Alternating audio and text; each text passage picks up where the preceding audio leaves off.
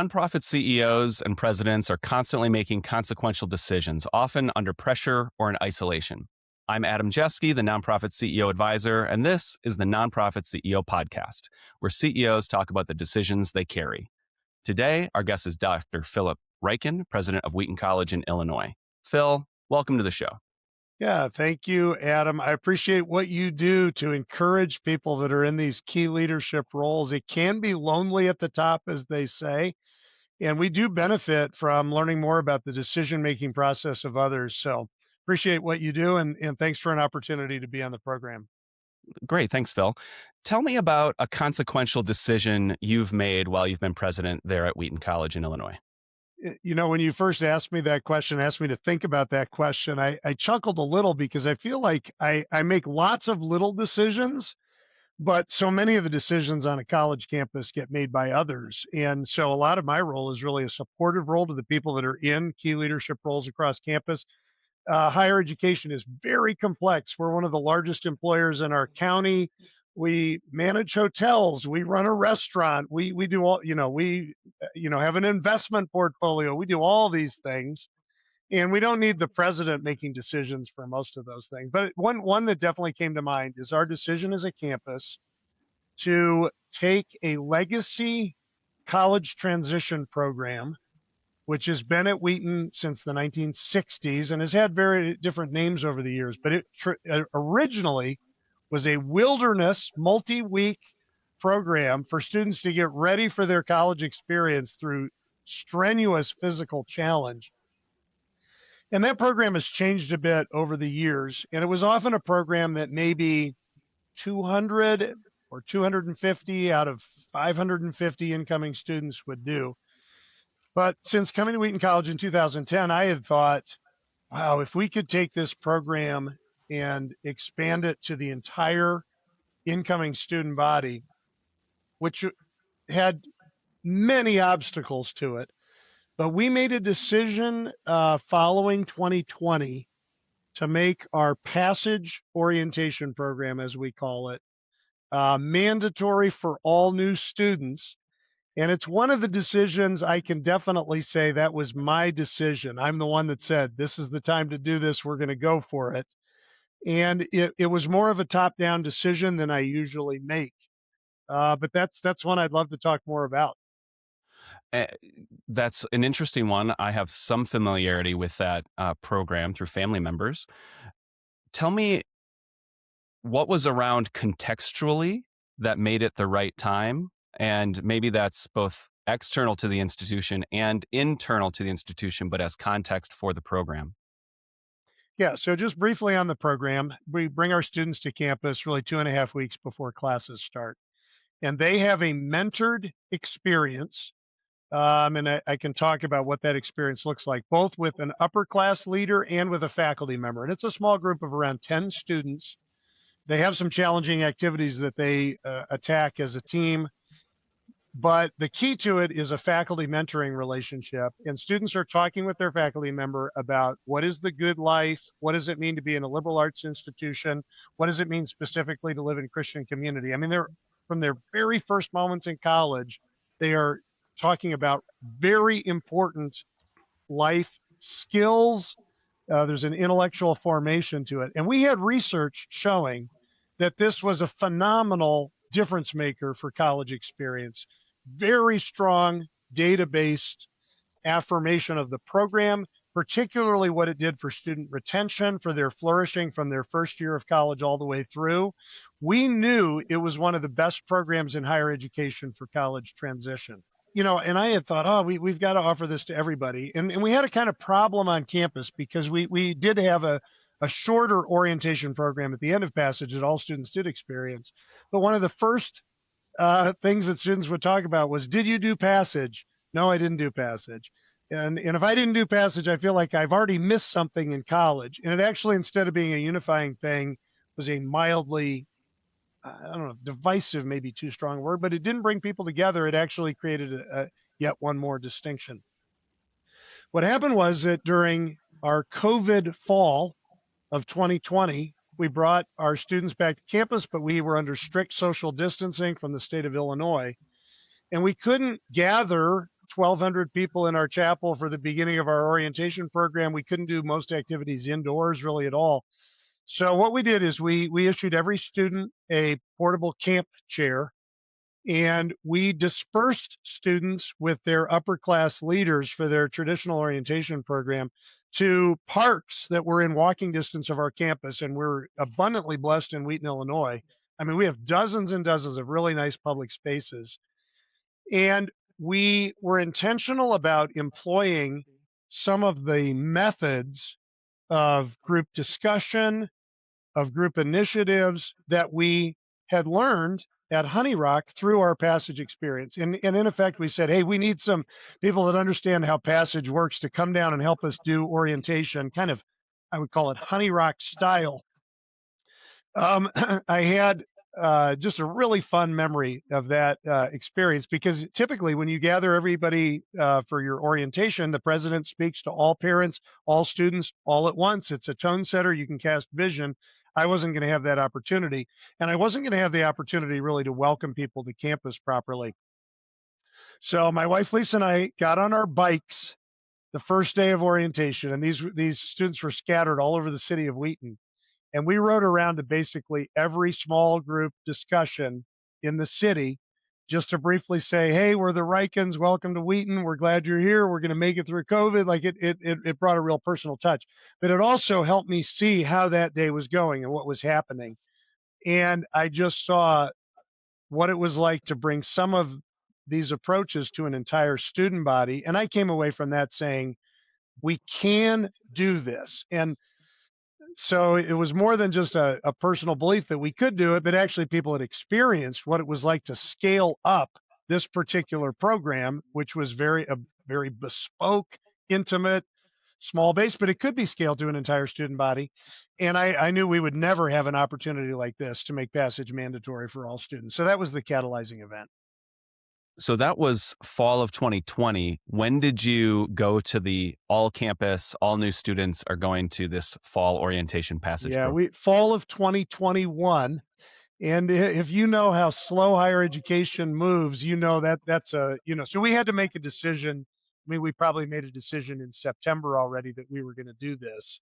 And then we had a year to figure out how to implement it. But, by that point, we had figured out how to send everybody home because of COVID. We had figured out how to bring everybody back in COVID. Like we had figured out a lot of things. So here was one more thing to figure out. In a way, it was a bad time because people were kind of worn out from all those COVID season, demands.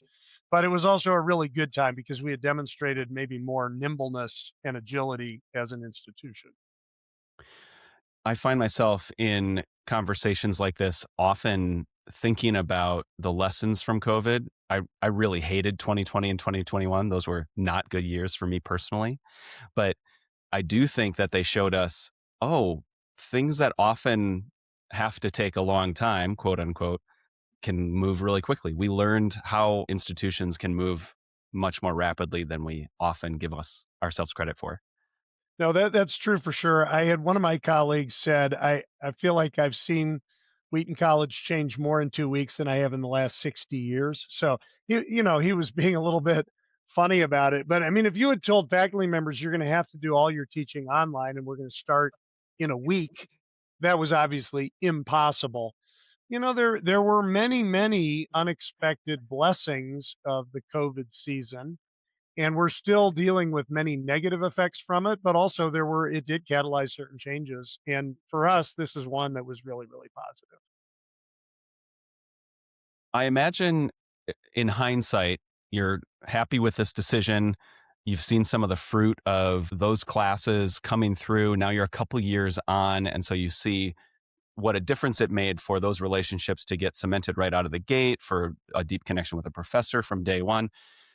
What were the concerns that you were weighing against the vision you had for it? So you Yeah. imagined some of the positive outcomes, but there must have been concerns, some critics, some of your own misgivings. What was the picture of how this could go poorly, and how did you manage that? Yeah. Well, this was definitely a decision that had countless practical obstacles. And I'll just mention a few of them. And actually, you would get a longer list from certain people on campus who had to do more of the implementation. And I think this is an example of why you need to be careful about making hasty decisions where you haven't had an opportunity to consult with all the stakeholders. Now, sometimes when you do that, people are throwing up all kinds of objections and it's super discouraging. And there is a time for saying, like, I know we've got a lot of obstacles. Nevertheless, this is what we're going to do. So let's figure out how to do it. We had to recruit a much larger group of faculty. So you had to have strong faculty buy in. We need 40, 45 faculty mentors to take 2 weeks right before school starts, in most cases off campus, either in northern Wisconsin or in the wilderness of Wisconsin or in Chicago, at a time when many of them have their own families that are getting ready for school. Like it's a very high commitment that we require from faculty. So, and we can talk later maybe about how we overcame some of these obstacles, but that's an obstacle. Just even the logistics of figuring out how you're going to house 550 students. So housing 200 or so students when you're not at maximum capacity at a camp facility, like that's achievable, but now make it 500. How are you going to do meals? How are you going to do accommodations? What spaces are available? How are you going to recruit a sufficient number of student volunteers so that you can have preferably 2 upper class leaders for each of your passage groups? Now you're recruiting 90 students who, by the way, the most promising recruits could have been students that did passage in 2020, but we didn't do passage in 2020. So you've actually had an interruption in your flow. So some of them were issues of scale. Some of them were issues of motivating and mobilizing people that you really need to commit. It's something that takes a big commitment, not a small commitment. And then lots of practical specific questions like, okay, what about students who need physical or other accommodations? How do they fit into this and what place is there for them? What about families that can't afford to give up these 2 weeks of summer income of student work? Is it required? Is it optional? Now, what about credits? If it's required, will it be credit bearing? And what do you need to incentivize prospective students and their families to feel great about this transition? What about scholarshiping? Because we have not wanted to have a sort of extra program that only students who come from families with substantial means have the opportunity to access. We want it to be a level playing field. The only way to do that for a college transition program is to have scholarship aid. So where will that money come from? Then you also have to figure out if this is in the curriculum, that's under the purview of the faculty, and the president can't just say, let there be a credit. Then you also have to figure out how that credit relates to financial aid, which depends on whether those first 2 weeks are part of a semester or not. Like there were just lots of things that were very complicated about that. And that's just a short list just to kind of illustrate it. And so, as you were navigating that, tell me about I imagine, listening process to students, faculty members. Uh, there's probably other constituents, you know, in that laundry list that you just gave. And then, so that's one. How did you listen to constituents as you were making this decision? And then also, where did you turn for other perspective and advice? Were there people who had navigated something similar that you were able to tap into? On the last question, not so much because this is a unique program. So I definitely do consult with other college presidents on a variety of issues. I try to not pester the same president all the time. And I do think about, okay, for this issue, like who's really, okay, I know somebody that's really good in this area. I just really respect what they do. And I think one of the things I really love about higher education is the collegiality among schools and among college presidents. And I mean, if a college president reaches out for anything, that's way up at the top of my priority list, figuring out 15 minutes to talk and consult on something like whatever I could do for another college president, because that's the kind of support that I've received. In this case, though, most of the experts for how to do the implementation were already on our campus. So it was a matter of tapping into their expertise. I do think, and I'm sure there are people who would say on our campus, that decision was made without sufficient consultation with the people who are actually going to need to carry it out and really taking into account the burdens that they were going to have to bear. And so I accept that criticism. I also think this was an instance where the goal was so big and the opportunity was so massive that we just had to go for it and figure out our way through all of those different obstacles. And I think in most of the cases, we needed to convince people this is worth it. We needed to convince faculty this is worth it because of the not just what it's going to do for our students, but it did matter that you could show research that this is helping student flourishing, that it helps you in the classroom. So that first year, when I had a faculty member come to me, like maybe even the first day, but certainly within the first week, we had done the passage transition program. Now students were back on campus. They were starting their regular classes. And a faculty member said to me, we had a phenomenal discussion in our first class session. My students are today where typically we wouldn't get to until after fall break. So when faculty just if we could just get to the point where we could do this and experience it, people would experience the benefits. But another big part of this for faculty is their opportunity. We give them actually a decent amount of space and time on passage to interact with faculty colleagues. And one of the things they appreciate the most is the opportunity to be with faculty colleagues. But there are other things. And we had faculty members that had been doing this program for a long time and could say to their faculty colleagues, if you've never done passage before, please come do it with us this year. Every year I say, oh, how can I do this? You know, it's in August, like it's tough to do. And then I sit down and within 24 hours with my students, I'm reminded this is why I teach. This is why I do what I do. So that would just be one example, really mobilizing and motivating faculty with the benefits for them and for others of this program.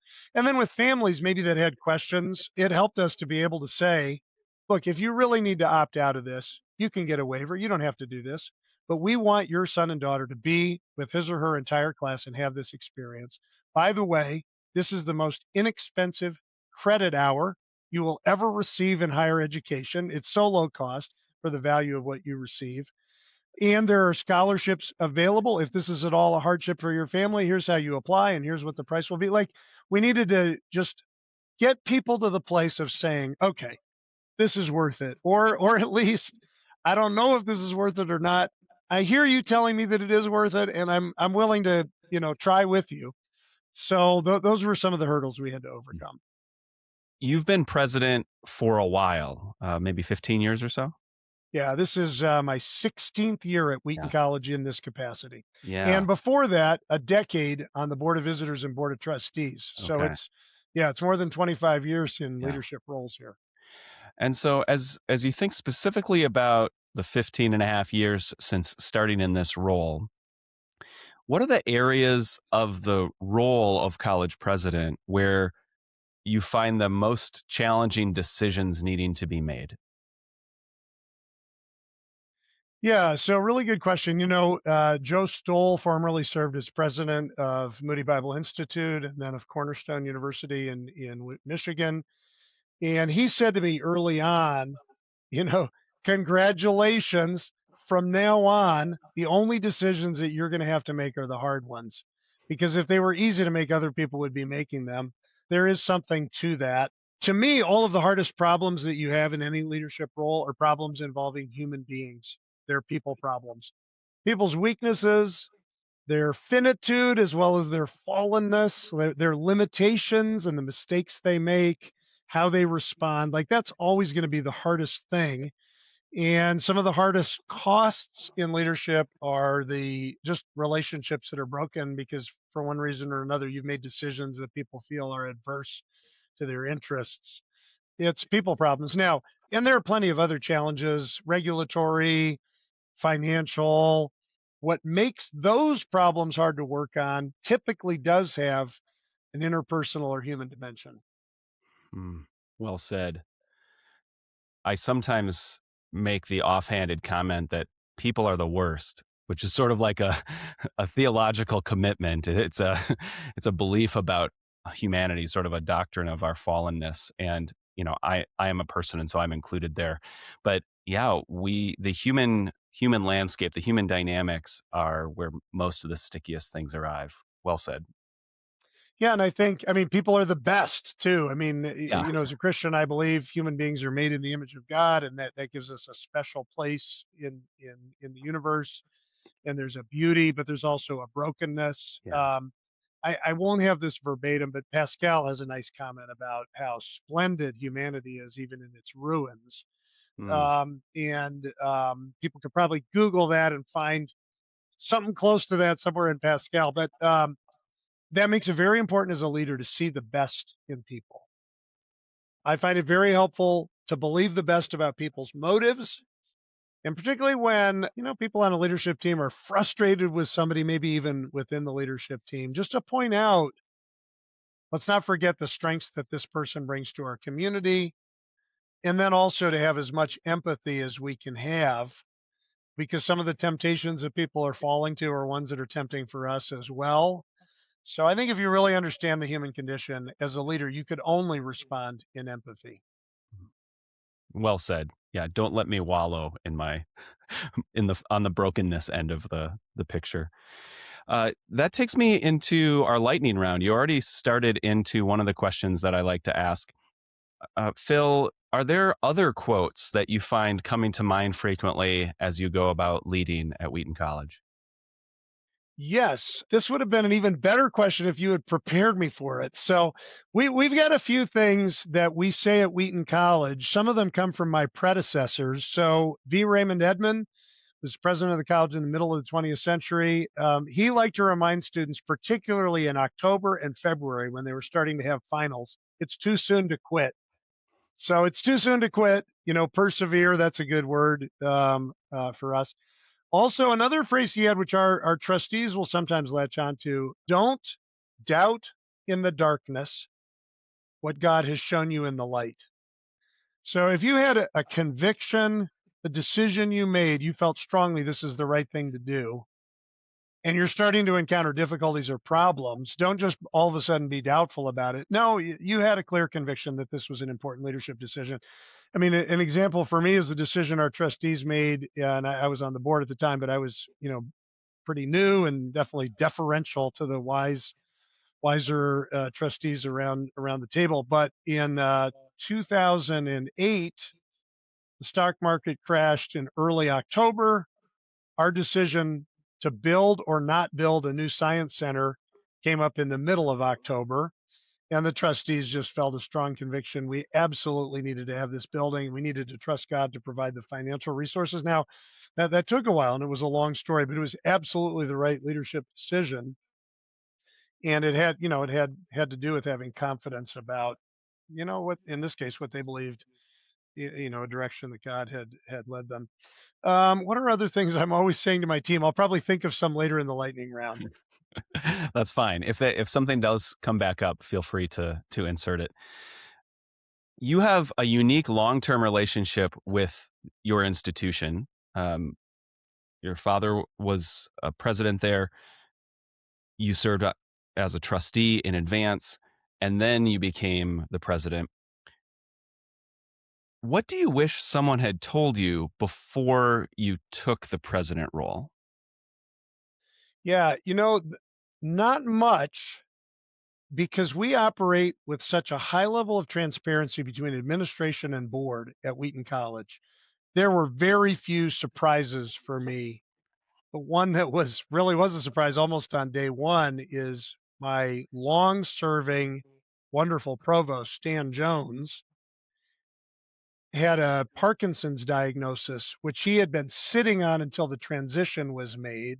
So that was, obviously concerning for his health. He was able to serve highly effectively for another 5 years after that. But that was one thing that stands out.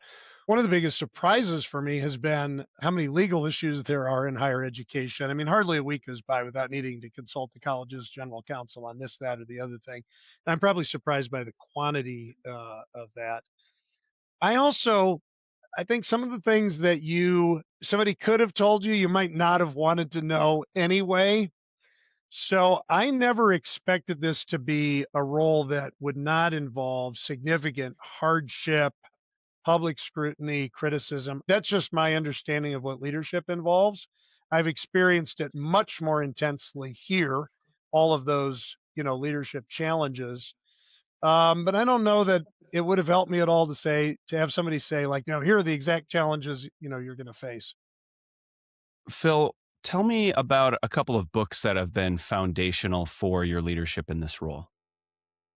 Yeah. So, I mean, I'll just throw away two easy ones and then answer the question the way you're asking it. So, I mean, the Bible formatively for everything, but also for me, the Trinity hymnal, which is the hymnal I grew up with. So I think you learn a lot of your theology through singing, and that's deeply formative. And even some of those phrases from great hymns of the faith are meaningful at various seasons of leadership. I think I learned the most about leadership from narrative that calls for courage and sacrifice and decisive action. Some of that for me would be the fantasy literature of C.S. Lewis and J.R.R. Tolkien. Those are lifelong formative books for what it means to be a person, what it means to be a servant, what it means to be a leader. In terms of leadership books, a couple I really like. I really like American Icon, which is the story of Alan Mullally coming from Boeing to Ford Motor Company. It's extremely well written and really shows what holding people to a standard and inviting people to make their problems your problems so that you can help them with their problems. There's a lot to learn about leadership in that book. I really like Doris Kearns Goodwin's Team of Rivals, but I also really like her book on leadership. It's got the word leadership in the title. She takes four presidents, both Roosevelt's, Lincoln, and Johnson, and she kind of intersperses the narratives with how did they define a problem? How did they deal with a crisis? What happened afterwards? So it's a little bit of a leadership laboratory. And that's another book that I really like that I find helpful in a leadership category. Those are some good ones that I've not read. So thanks for those tips. Is there a piece of conventional wisdom that you ignore in your leadership? Uh, Probably. There's one I'll just point out. This isn't quite fall into that category, but it's something important to me. So some leaders know exactly the outcome that they want and figure out how am I going to get to that outcome. I don't do that very often. Now, the example we've been talking about is definitely that. I saw this big goal. We needed to go for it institutionally. Let's go for it and figure out how to get there. What I more typically do, though, is ask myself the question, who is the right decision maker? What's the best process for us to make that decision? I'm process oriented rather than initially outcome oriented, partly because I think if you have a good process, people can live with the results even if they don't agree with them, if they feel that they've been heard. And also, almost always, you get much better input, from along the way, and you get a better result, and you get better outcomes. There's almost nothing that I do. I mean, even the things that I think I'm a good writer. I think many people would say I'm a good writer. There's almost nothing that I write that gets out into the public sphere that doesn't have other people look at it and improve it. That's true not only of published books, but even important memos for campus. Like there are going to be improvements from others. So I do try to work, quite collaboratively. Conventional wisdom, yeah, I don't know what else would fall in that category. Well, I guess I'll say one other thing, and you sometimes hear kind of advice: don't get too close to the people you work with. I mean, there's some good reasons for saying that. Certainly, people that are not in the exact same role you're in can't fully understand the burdens that you bear. You need some supportive friendships beyond that, as well as colleagues to consult with. We all need that. But I do think, good teams come from more intimate relationships. That's maybe particularly true in the Christian community.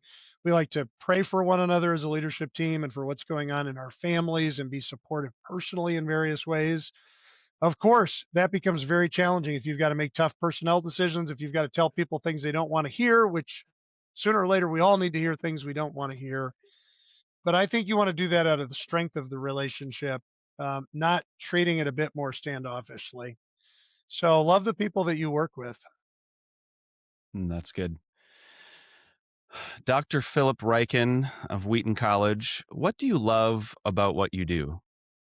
What I love about what I do is the students of Wheaton College. And that started for sure as early as for sure by age 4.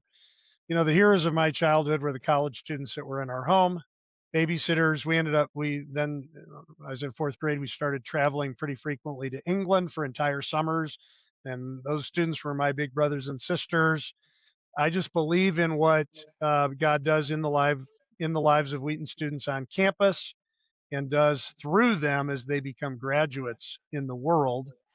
And I just really love our students, and I that's a focal point and priority for me that I want to orient our campus towards as well. I want our faculty and staff to love our students as well. So that's maybe at the core of my leadership.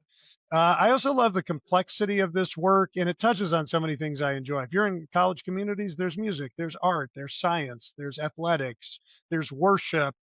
I love going to evening lectures, just everything about a campus community. There's just so much to experience here. And if I were not president on a college campus, I would want to be close to a college campus where I could be involved in some way. Phil Ryken, thanks for joining us on the Nonprofit CEO podcast. Thank you, Adam. And thanks for the chance just to reflect and good questions. I'll probably still be thinking about the right answers to afterwards.